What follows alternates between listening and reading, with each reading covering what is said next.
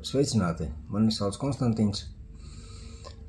Es domāju, katram cilvēkam dzīvē notiek tāds moments, kad viņš vēršas pēc palīdzības tādā vai citādā jomā.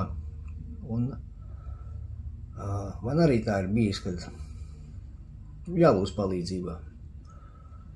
Un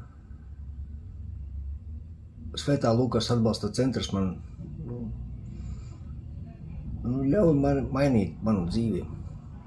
Viņš dod to iespēju. Un tagad mēs vēršamies pēc palīdzības pie sabiedrības. Mums nepieciešams apkuras katls, lai pilnvērtīgi funkcionētu un sniegt cilvēkiem atbalstu, palīdzību grūtā brīdī, krīzes situācijā. Kurš cik nu var.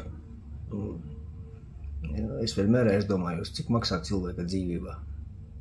Ja katrs pa bišķiņam, mēs varam palīdzēt cilvēkiem arī veidot jaunu dzīvi. Varbūt kādam tā ir iespēja nenomirt. Būsim pateicīgi par jūsu atbalstu. Paldies!